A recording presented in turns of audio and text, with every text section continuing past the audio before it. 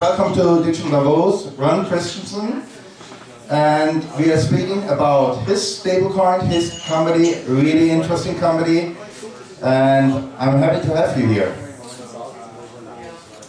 Thank you so much. I'm really excited to be here in Davos. Ron, could you please a little bit tell about yourself at the beginning, about your company and so on, and then I start with questions?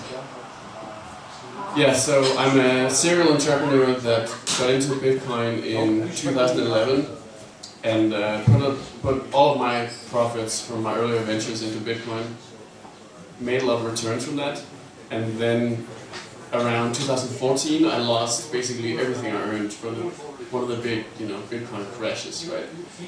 And that experience of losing so much money to Bitcoin, to the volatility of Bitcoin, that's what drove me to realize that what's necessary is stable coins, right? You need stability if you want people to actually use blockchain, because the volatility is just unacceptable for regular people. So from there, that's how I got into building MakerDAO, which is a stable coin, right? So it has all the advantages of the blockchain. It works essentially like Bitcoin, but it's pegged to the US dollar. And that means that you can use it for transactions, savings, you can use it to bank the unbanked, or even to as like a medium of exchange in supply chains. And I think that it's really, it's really finally realizing the full potential of blockchain technology. Thank you. For our audience, which probably doesn't know so much about stablecoins, we know that stablecoins can be tied to hard assets like gold or other things. You created a stablecoin tied to Ethereum. Why choosing Ethereum, not Bitcoin? Well, so I think it's important to distinguish that so the stablecoin itself, which by the way is called the DAI stablecoin, it's pegged to the US dollar, right? So one DAI is worth $1. So if you have 100 DAI, it's always going to be worth $100. And then what's backing it, so the reason why it will, the reason why you can trust it will have that value of $100, that is because of the Ethereum tokens that act as collateral. So they essentially sit as a valuable asset behind the stablecoin that ensures that you can get this $100 if you have 100 DAI stablecoins, because there's more than $100 worth of Ethereum. But actually, we didn't pick Ethereum because we wanted it to only be backed by the Ethereum token. We actually picked the Ethereum blockchain because it allows us to create fully programmable systems. And that actually means that in the future we can also use Bitcoin. We can also use other types of tokens. And the long-term goal is to also include a lot of real-world assets, right?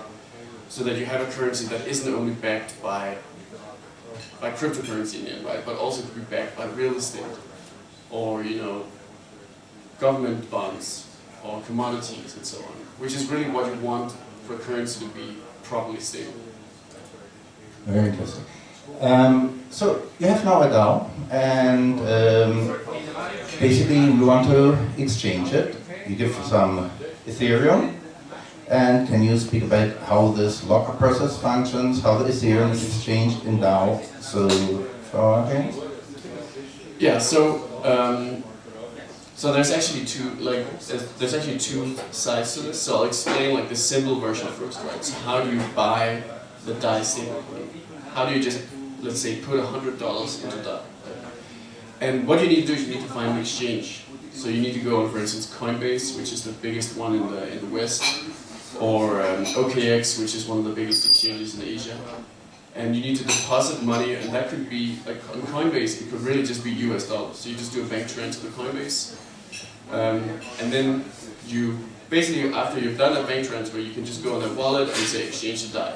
And then you'll exchange your $100, for instance, to around 100 DAI. There'll always be a little fee on the exchange, but because it's a stablecoin, that fee will be quite low. And then you've got your stablecoin, and you can start using it. And one of the things that people really like to use the DAI stablecoin for is to get a return on their holdings.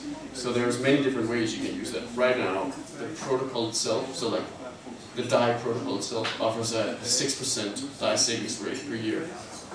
So if you hold your 100 DAI per year, you'll actually get 106 DAI fully automatically by the protocol. So that's, I mean, and then you can sell it again on the exchange and pull the dollars back out, for instance.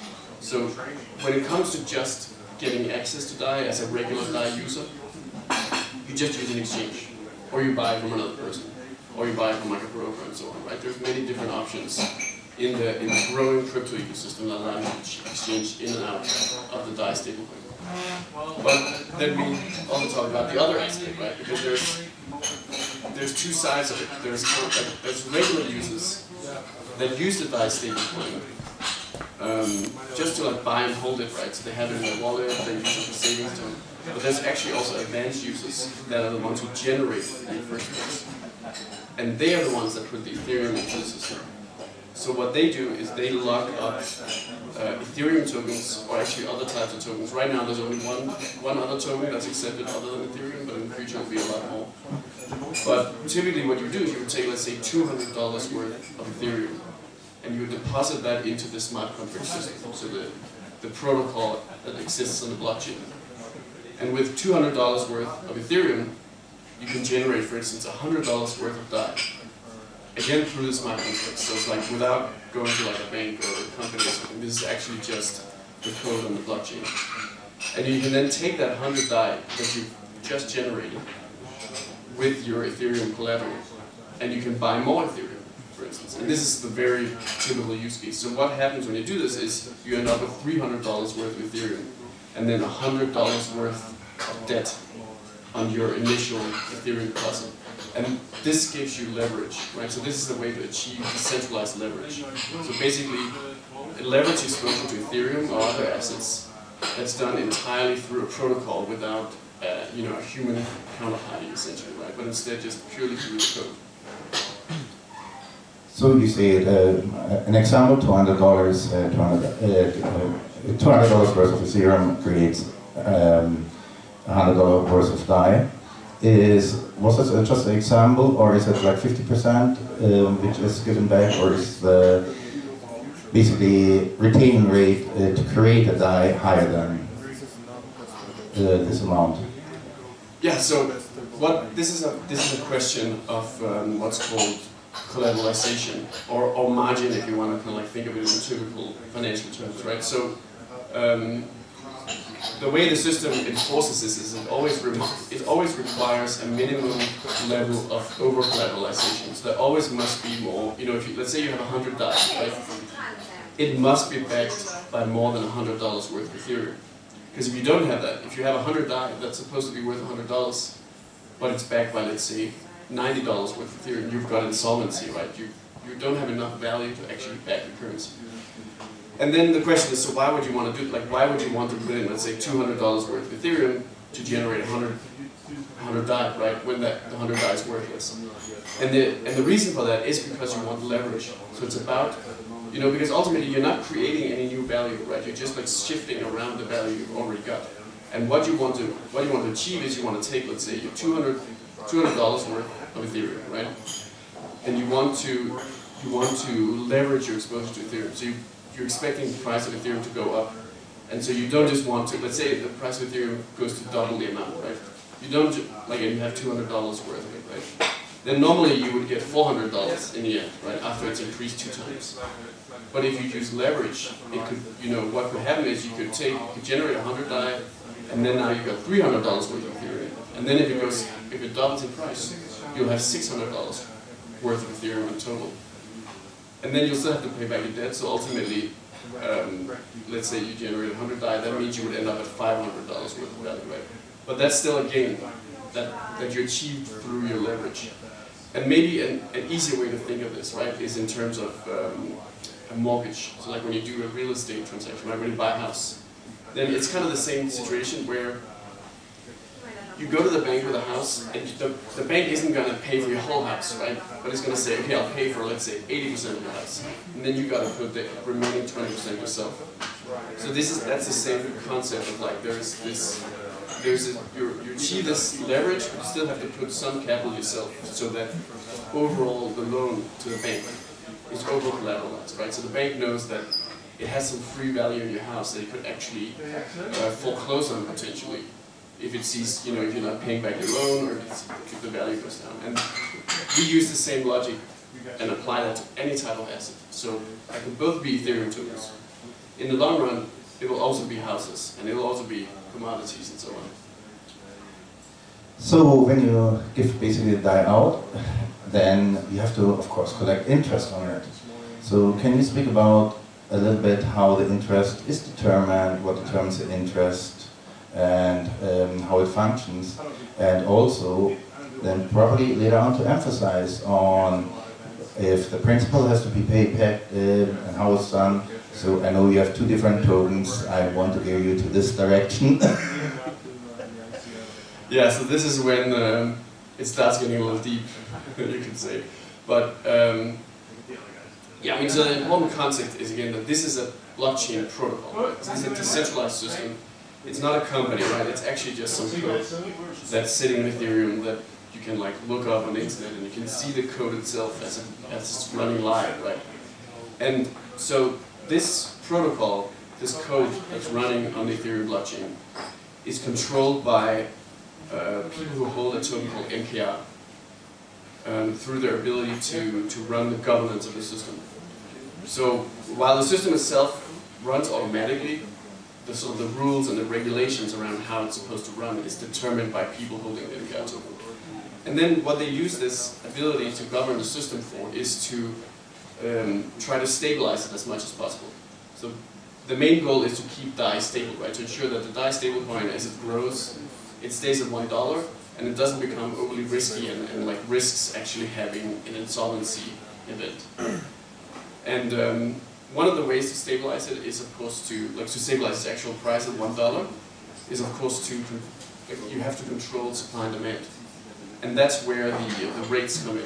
And so it's not entirely correct to call it interest rates because they function slightly different than interest rates, right? Because it's not borrowing and lending with a counterparty. It's simply the protocol itself that charges these rates. So to kind of like reduce confusion, we call it stability fees because it's kind of like the fee that you pay so that DAI may remain stable.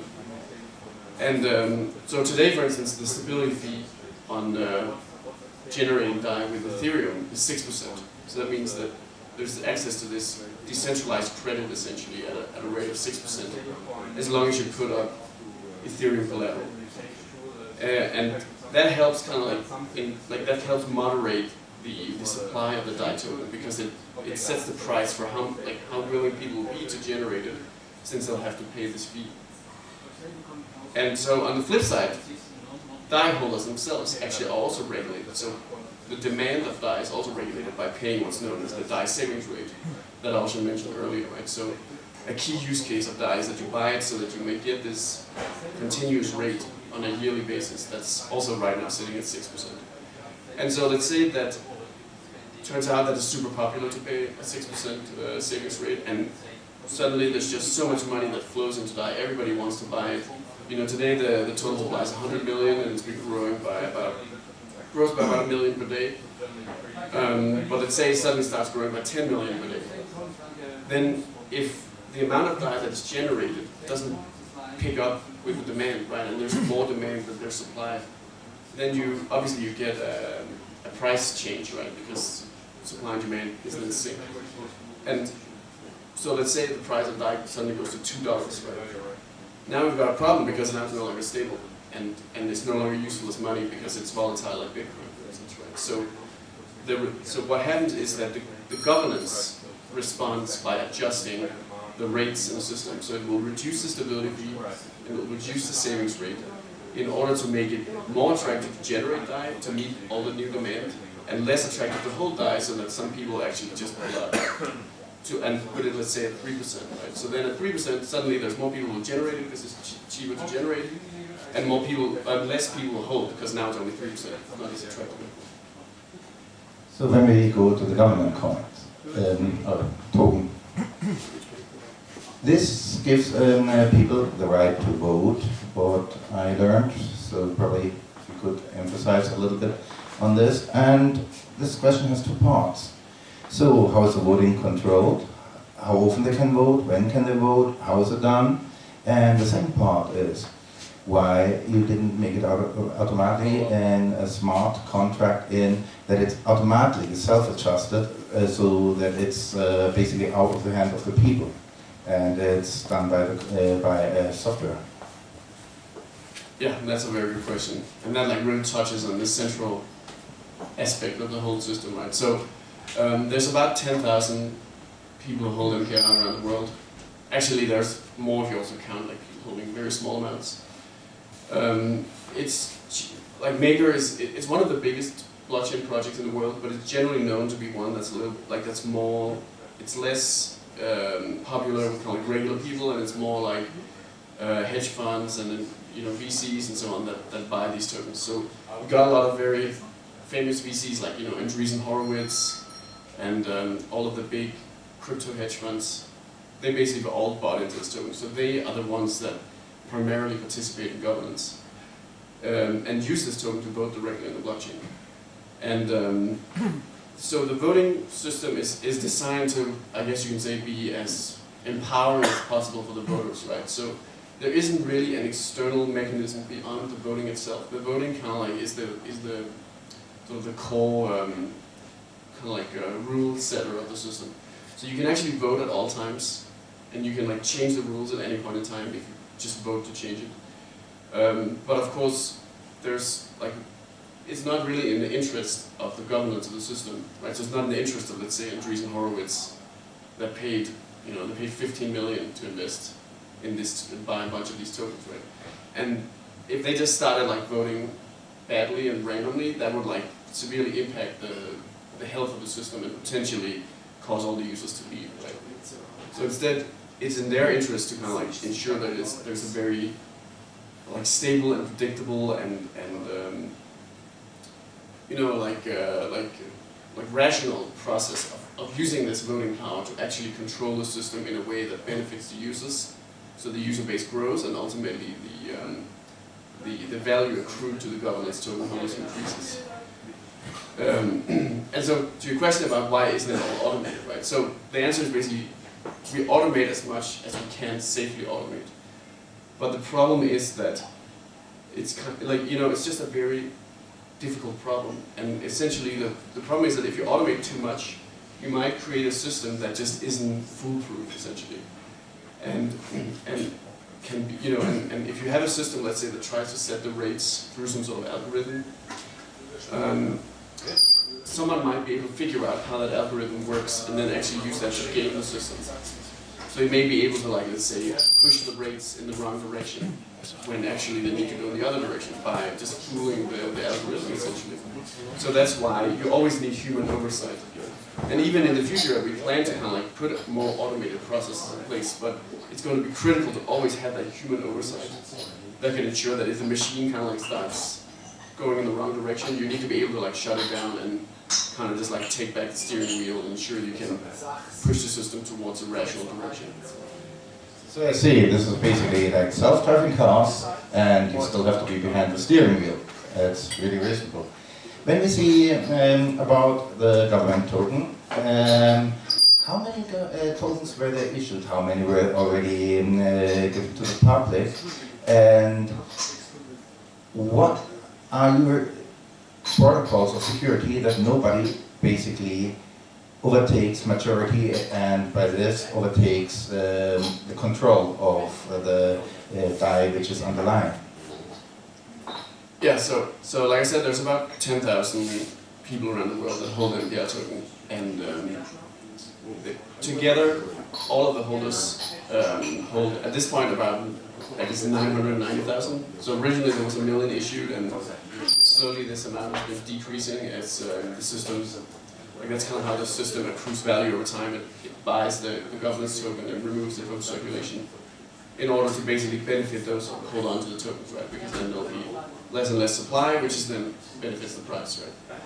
And so in the early stages of the project, most of the MKR tokens were distributed to kind of like very early, you know, like, I guess you can say like crypto true believers, right? Who were really like participating in the project in its very early days. So the project dates all the way back to 2015, which is really like ancient times in crypto time. You know? So that was like before crypto was mainstream, and you only had these like very, very technical people that really understood and cared about blockchain back then. So it took like there's a lot of people like that were able to buy like just as being a part of the community. They were kind of like, once you contributed enough, the foundation, so the organization that I work for, right? So the non-profit that kind of like is responsible for developing and bootstrapping the system, would sell to these people, so that kind of like the initial contributors to the system would also actually get a stake in the system, right?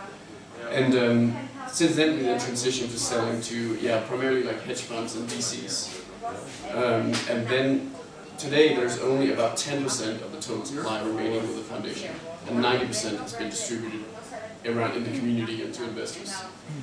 And the goal is actually that the last remaining 10% of the supply can also be more distributed to like regular crypto enthusiasts and contributors in the system again, so we can try to really like get this like this stake also spread out to like more regular people than just the hedge funds and the financial elite, I could say. But the question always comes back to like, what is the risk of, let's say, a single hedge fund or something buying half all the tokens and actually getting control of the voting process, right? And so there's like a lot of I mean, so the answer is that problem must be protected against, right? Because otherwise you could have a single holder who could just like destroy the whole system, right, and ruin the value for everyone else. And so basically there is a solution to that problem that involves a lot of game theory and like a lot of like call it like feedback loops essentially. But the basic concept is that if you have a single voter or group of voters that gain a voting majority and then make a decision that just goes completely against what everyone else wants, then the rest of the community, so basically the other MPR holders, so the rest of the governance community, as well as all the users of the system, they can essentially all like band together, and you could call it kind of like a secondary governance process essentially. That's a lot more difficult to do, but ultimately can be done in like in a worst case emergency situation. And then they can actually take and they can delete, like they can actually remove the MPR holders, like remove the MPR from the holders that are trying to attack the system. And so that ultimately creates this, creates a Nash equilibrium. Like it creates a situation where, from a game theoretical perspective, you're not going to be in a good spot if you try to attack the system, because the end point will be that your MPR is deleted. I would like to follow up by this. So could you please explain, of course, by different blockchains with consensus algorithms which address exactly this problem, and you addresses with basically a government of two chambers, more like political. Are there some similarities, or is it are there no similarities? I think you could say there's some similarity, at least in terms of like inspiration when it comes to things like balance of power, right, and making sure that the game theory of what you get from attacking the system and kind of like acting badly is balanced out by the ability for the rest of the community to react. But ultimately, all of this stuff is kind of just technical details that essentially, for the vast majority of people, it's completely hidden behind the scenes essentially. Because in the end, the goal is that it runs automatically, right? And the goal is that this stuff, like the game theory, ensures that all the actors in the system will simply just govern it in the way that provides the best stability for everyone.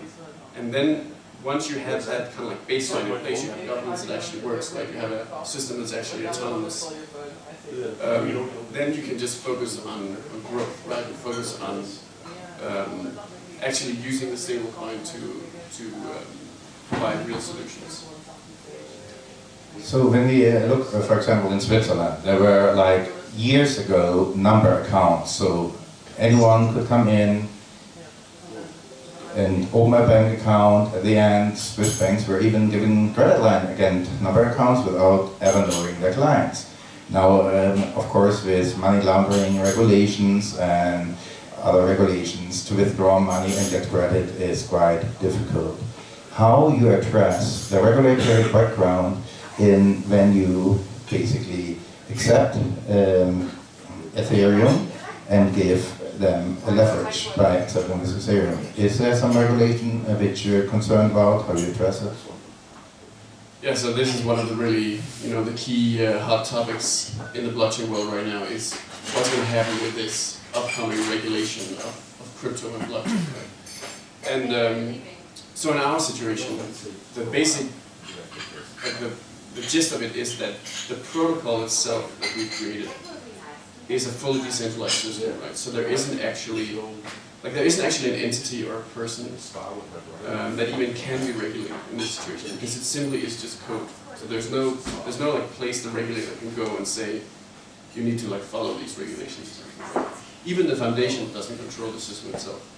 We built it, but once it's out there, it's no longer under our control. It simply runs by itself. So this is similar to Bitcoin, right, and similar to a lot of other decentralized blockchain projects, right? And so what we've seen over the last 2 years when we've been engaging with central bankers and the regulators and all over the world, there's just so many stakeholders that someone like us needs to actually be on top of and understand their concerns, right? And the direction that we're seeing is that regulators focus on regulating the point where consumers actually interact with the product, right? So, for instance, when we talked about how do you even buy DAI in the first place, right? You buy through an exchange. So the exchange, that's a real company. That's not, that can't be decentralized. That has to be someone who can take your dollars and give you a crypto in return, right? So that's the point where the regulator will go to regulate. And in some cases, it's also simply the wallet, so it's the software that allows you to actually access the underlying protocol. And through this this approach, that actually means that every single regulator in every single country, they get to regulate all the activity that happens within their country that their citizens are exposed to through the exchanges, or through the wallets and so on. And they can actually apply whatever regime that they prefer, right? So whether they want it to be strict or whether they want to wait and see what's going to happen with innovation and so on, right? And no matter what, the protocol itself just sits underlying it and keeps running. And meanwhile, all the things that are built on top of it, they adapt to this changing environment. And this way, I think that the trend is then that regulators, they want to regulate, they want to prevent crime. They also, of course, don't want to crack down too much, because then what's going to happen is the activity is simply going to move to another place. Thank you. So I want to follow up with one question. So when somebody collaterals Ethereum on your blockchain, gets DAI for it, so he has to pay a stable fee. How often is it calculated? And is there a difference to pay back the stable fee, which has to be paid in one coin and the principal in another coin? Could you explain this? Yeah, so the fee itself, which is similar to paying an interest rate on a loan, is charged on a continuous basis. So that means it's actually charged second by second. So you can take a loan, right? You can, and this happens all the time actually. So you can have a hedge fund that's trading Ethereum, for instance, and they imagine that over the next 2 hours, or let's say even the next 30 minutes, there's going to be a big upswing in Ethereum price. So they will simply generate, they'll generate DAI, buy extra Ethereum. Half an hour later, they'll sell the extra Ethereum that they bought plus the gain they got from the upswing, and they'll pay back their loan. And they will be charged then the exact rate for those 30 minutes. So that gives a lot of flexibility, right? That goes to some extent that goes beyond what often you're able to do with traditional financial services, right? Because they're often they have some arbitrary cutoff point, minimum period, or just, you know, like, it's not possible to create something that's as flexible where the same basic service allows you both to do a line of credit for half an hour or 10 minutes even, or like a very, very short duration, but then also can last, you know, several years if you wanted to, right? So you can also simply take the line of credit, take your leverage position and hold on to it for 30 years if you want to. The way that the stability fees accrue, so it used to be that you had to pay it in the MakerDAO token. So you had to like pay it with the secondary token, and it's quite complicated because you have to like use two tokens. So you're not supposed to have to care about the governance, right? So luckily, in our new version of the system that we launched in November 18, which is also the version of the protocol that allows for multiple collateral types beyond just Ethereum. So in this new release, the stability fee is simply accrued on the debt itself. So it's as if once you have a loan, that loan just keeps it keeps borrowing more and more and more to kind of like pay the stability fee. So your outstanding debt just grows with, for instance, right now it would be 6% per year, and that happens totally automatically. So if your collateral grows in value by more than 6% per year, the position can actually last forever. And only when the position starts getting under collateralized, right? Like not having enough backing the value of the DAI that's being created, that's when you then have to pay. You know, you either have to pay back your debt, or you have to post more collateral into the system. Thank you very much. Thanks. Thank you for coming to us, and please big applause.